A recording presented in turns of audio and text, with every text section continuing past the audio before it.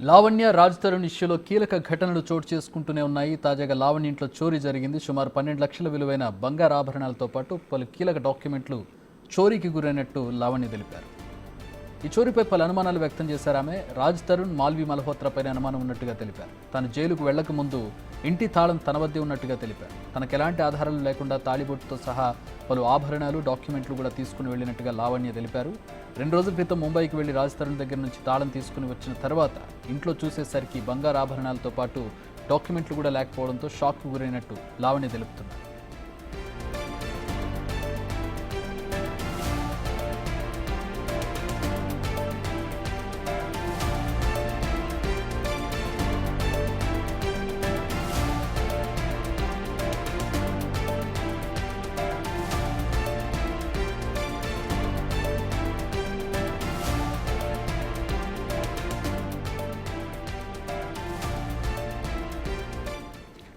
మరిన్ని వివరాలు మా ప్రతినిధి రాణా అందిస్తారు. రాజ్ తరుణ్ లావణ్య కేసులో మరొక ట్విస్ట్ నెలకొంది. నార్సింగ్ పోలీసులో తన 12 లక్షల రూపాయల సంబంధించిన బంగారు ఆభరణాలు చోరీ గురయ్యంటూ కూడా రాజ్ తరుణ్ మీద మాల్వి మల్హోత్రా పైన ఫిర్యాదు చేసింది ఇవాళ లావణ్య. అసలు ఏం జరిగింది? మొన్ననే కూడా బాంబేకి వెళ్ళింది. బాంబేలో కూడా ఆ ఎపిసోడ్ అయిన తర్వాత ఆమె హైదరాబాద్కు వచ్చింది. సడన్గా ఇప్పుడు నార్సింగ్ పోలీస్ స్టేషన్లో కేసు పెట్టింది. అసలు బాంబేలో ఏం జరిగింది? ఆమె కేసు పెట్టడానికి కారణం ఏంది? గోల్డ్ ఒక్కటే పోయిందా, లేకపోతే ఇతర వస్తువులు ఏమన్నా పోయారని కూడా మనతో పాటు మాట్లాడడానికి లావణ్య ఉంది. లావణ్య, ఏంటి బాంబేకి వెళ్ళావు? బాంబేలో ఏం జరిగింది? మీకు లావణ్య, రాజ్ తరుణ్ కానీ మాల్వి మల్హోత్రా అక్కడే ఉన్నారనేసి ఎలా తెలిసింది? నేను ఇప్పటికీ చాలాసార్లు చెప్పానండి, వాళ్ళు ముంబైలో ఉన్నారు, వాళ్ళు కలిసే ఉంటున్నారని. ఇంకా నాకు తప్పలేదు వాళ్ళిద్దరు ఉన్నది చూపించడానికి. ఎందుకంటే రేపో మాప వస్తాడు అనుకుంటే దూరం పెరిగిపోతూ వచ్చింది. అండ్ జనాలందరి ముందు కూడా నేను ఇప్పుడు తప్పుడు దాన్ని అయిపోతూ వచ్చాను కాబట్టి అసలు వీళ్ళిద్దరూ చేస్తున్న దానివల్ల నేను ఇలా ఈరోజు ఈ పొజిషన్లో ఉన్నాను. ఈ మాల్వి మల్హోత్రా లేకపోతే ఈ మస్తాన్ అనేవాడు లేడు, మస్తాన్ కేసు లేదు, ఏవీ లేవు. మాల్వి మల్హోత్రా పరిచయం అయిన తర్వాత అండి మస్తాన్ పరిచయం అవ్వడం, నాకు కేసు అవ్వడం కానీ ఏదైనా సరే. ఆవిడ వాళ్ళ సినిమా ఓపెనింగ్ 2022. అప్పటి నుంచి మాల్వి మల్హోత్రాతో రిలేషన్షిప్లో ఉన్నాడు. ఆ అమ్మాయి పరిచయమైన తర్వాతే మాకు ఈ క్రిమినల్ రికార్డ్స్ అంతా. ఈ రోజు రాజ్ తరుణ్ని సపోర్ట్ చేసే వాళ్ళందరూ, నన్ను తిట్టే వాళ్ళందరూ కూడా నేను ఒకటే చెప్తున్నాను, 11 సంవత్సరాలు మేము ఉన్నాం. 11 సంవత్సరాలు ఉన్న తర్వాత మాకు ఈ రోజున ఇలా నేను నెగిటివిటీ తీసుకోవాల్సి వస్తుంది. అన్ని తట్టుకొని కూడా నుంచొని పోరాడుతున్నాను. ఖచ్చితంగా నేను గెలుస్తాను అనే నమ్మకంతో. ఏంటి ఇప్పుడు వాళ్ళిద్దరూ తిరగబడిన సినిమా ప్రమోషన్స్లో ఉన్నప్పుడు రాజ్ తరుణ్, మాల్వి మల్హోత్రా ఇద్దరు చెప్పారు, మాకిద్దరికి జస్ట్ పరిచయం మాత్రమే, కో యాక్ట్రెస్ అంత మాత్రం తెలిసి ఎటువంటి రిలేషన్షిప్ లేదు. లావణ్య ఫాల్స్ అలిగేషన్స్ మా మీద చేస్తున్నారు. నీ పైన సిపి ఆఫీసులో కంప్లీట్ ఇచ్చారు, ఫిల్మ్ నగర్లో ఇచ్చారు, నార్సింగ్ పోలీస్ స్టేషన్లో ఇచ్చారు. ఏంటి ఇప్పుడు అవంతా ఫాల్స్ అని చెప్పడం కోసమే ఇవాళ మీరు ముంబైకి వెళ్ళారు? అప్పుడు అవంతా ఫాల్స్ అని చెప్పడం గురించి కాదండి. ఆ కంప్లైంట్స్ చేసిన వాటికి కూడా నేను చేస్తున్న దానికి రిటర్న్ ఇప్పుడు వాళ్ళు తప్పు ఒప్పుకోలేక, వాళ్ళు తప్పు ఏదైనా ఆ రోజే ఒప్పుకొని ఉంటే ఇప్పటికి ఇంత అయ్యేది కాదు. వాళ్ళు తప్పు ఒప్పుకోలేక నా మీదకి తోసుకుంటూ కంప్లైంట్స్ ఇచ్చుకుంటూ వచ్చారు. వాళ్ళిద్దరికి సంబంధం ఉంది. నన్ను వదిలేసి రాజ్ తరుణ్ నన్ను మోసం చేసి ఆమెతో సహజీవనం కానిస్తున్నాడు. అండ్ అంటే నా నుంచి మనిషిని దూరం చేసింది ఆ అమ్మాయి. నా మనిషిని తీసుకొని వెళ్ళిపోయింది. వారిద్దరు కలిసి ఉన్నారు, అది ప్రపంచమంతా చూడాలి అన్న ఒక కారణంగానే నేను చూపించాను. అంటే ఏంటి ముంబైలో ఏం జరిగింది ఎగ్జాక్ట్గా? ఆ రోజు మీరు వెళ్ళగానే ఏం కన్వర్సేషన్ జరిగింది? మీరు పోలీస్ స్టేషన్ వరకు వెళ్ళారుగా? అవునండి, పోలీసులకి నేను కూడా ఫోన్ చేశాను 103కి. అండ్ పోలీసులు వచ్చారు, వాళ్ళిద్దరిని వ్యాన్ ఎక్కించుకొని తీసుకెళ్లారు. దాని తర్వాత మేము వెళ్ళాము. కంప్లైంట్ అన్నది అయితే అప్పటికైతే జరగలేదండి. బట్ ఆమె వాళ్ళ పలుకుబడి అక్కడంతా కూడా యూజ్ చేసింది, మమ్మల్ని చాలా బెదిరించింది ఆమె. అక్కడ ఇప్పుడు ఏంటో చూపిస్తాను, ముంబై ఎలా దాడతావు అని కూడా చూపిస్తానని మమ్మల్ని చాలా బెదిరించింది. నువ్వు మా ఏరియాకి వచ్చి ఇది చేస్తావు అని. నేను అక్కడ కూర్చున్న దాన్ని కూడా నేనేం లెగలేదు. నేను ఆమెని, ఇప్పుడు నాకు బాధ ఉంటుందండి, నా 11 సంవత్సరాలు ఉన్న మనిషిని తీసుకెళ్ళిపోతే నాకు బాధ ఉంటుంది. ఆ బాధలో నేను ఆమెను మాటలు తిట్టాను తప్ప ఆమెను టచ్ కూడా చేయలేదు. ఆమె మరి వెళ్ళి కేసులు పెట్టింది. నేను సరే అక్కడ కూడా నేను రాస్తారు, నేను తాళంచేలు అడిగాను. మంగళసూత్రం, పుస్తల తాడు బీరువాలోనే ఉండింది. ఏం అది మొత్తం బీరువా కేసు ఆయన దగ్గర ఉన్నాయా?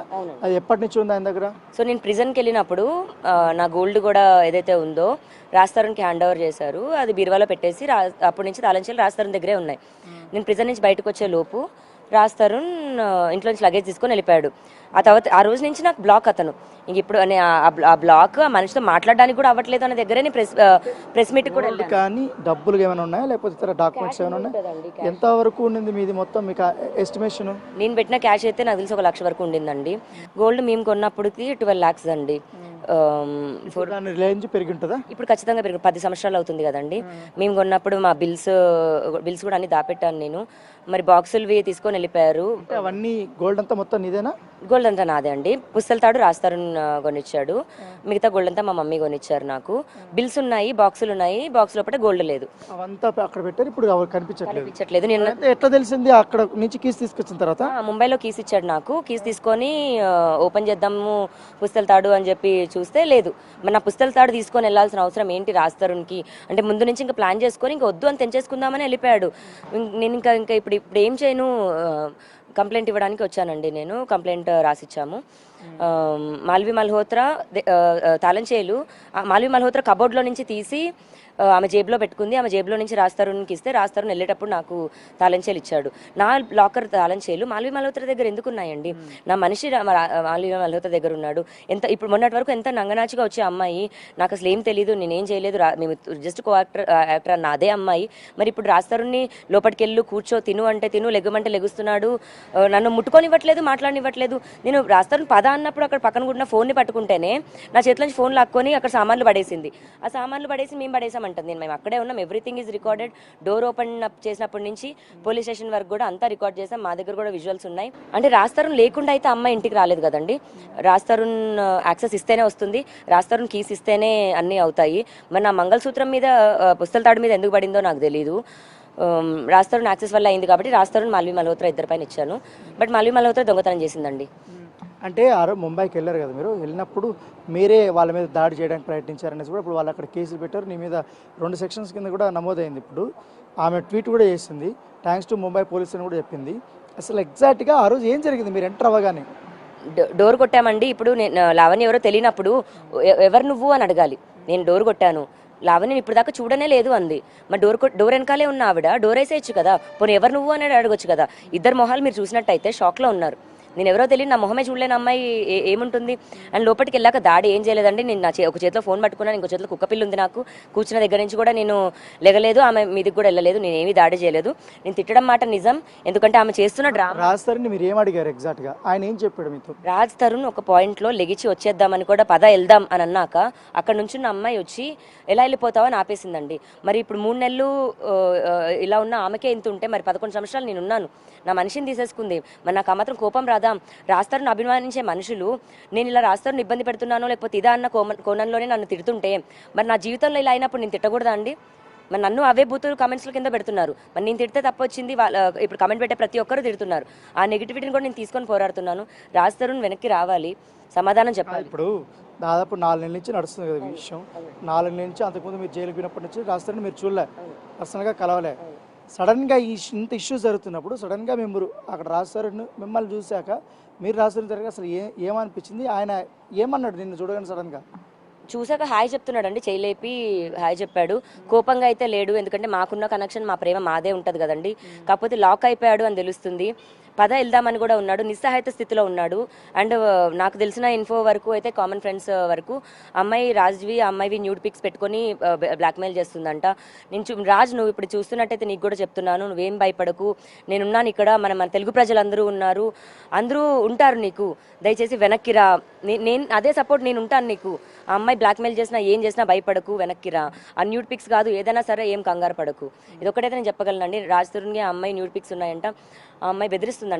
ఓన్లీ న్యూడ్ పిక్స్ పెట్టుకొని బ్లాక్మెయిల్ చేసినా ఇంకేమన్నా? ఇప్పుడు ఆయన పెద్ద హీరో కదా, ఇప్పుడు ఆయన సినిమాలు కూడా ప్రమోషన్కి రెడీ కదా, దానికి కూడా రాలేదు. ఏమన్నా అడిగావా దాని గురించి ఏమన్నా? నేను ఇప్పుడు కారణం ఇది చూపిస్తున్నాడండి. ఆ మనిషికి లైఫ్లో చాలా వాల్యుబుల్ సినిమా అండి. ఆ సినిమాని కూడా వదిలేసి ఆమె ఏం చెప్తే అది చేసే దాంట్లో ఉన్నాడు. నాకు తెలిసి మందు పెట్టిందండి.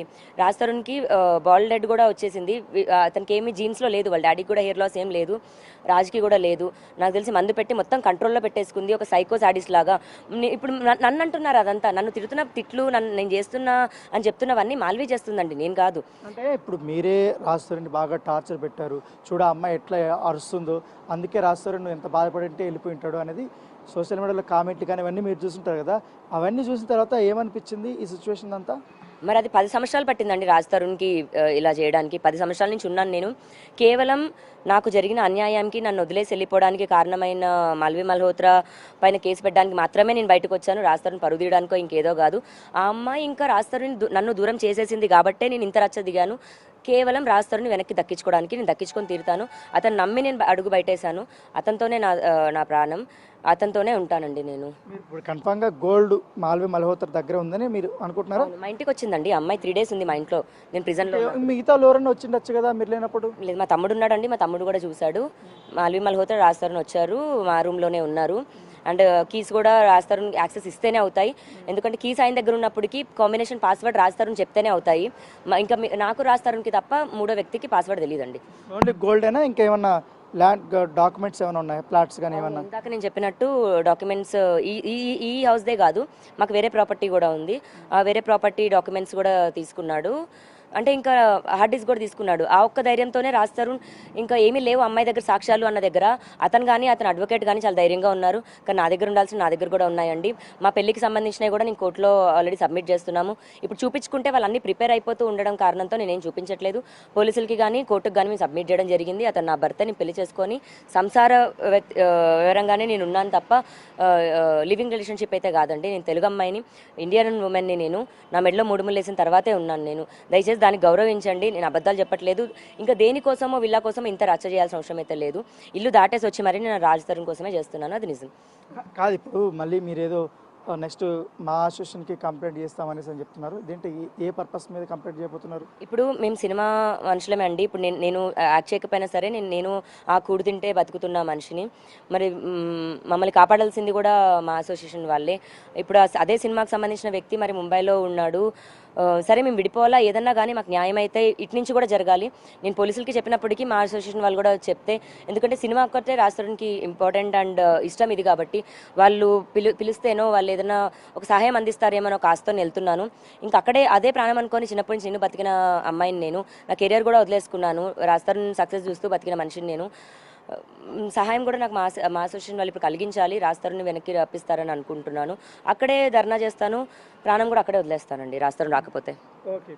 సో ఇది ఖచ్చితంగా కూడా రాజ్ తరుణ్ విషయంలో నాకు న్యాయం జరగకపోతే, నేను కంప్లైంట్ ఇచ్చినా కూడా పట్టించుకోకపోతే ఖచ్చితంగా నేను అక్కడ నిరాహార దీక్ష చేస్తారు. కావాలంటే అక్కడ చనిపోవడానికైనా నేను రెడీగా ఉన్నానని కూడా చెప్తున్నారు. ఖచ్చితంగా నా గోల్డ్ కానీ డాక్యుమెంట్స్ కానీ చాలా వరకు డబ్బులు కూడా కానీ అంతా పోయింది. ఖచ్చితంగా కూడా మాల్వి మల్హోత్రాని రాజ్ తరుణ్ వీళ్ళిద్దరు తీశారనేది కూడా ఇప్పుడు నార్సింగ్ పోలీస్ స్టేషన్లో తాను కంప్లైంట్ ఇచ్చానని కూడా లావణ్య చెప్తున్న పరిస్థితి.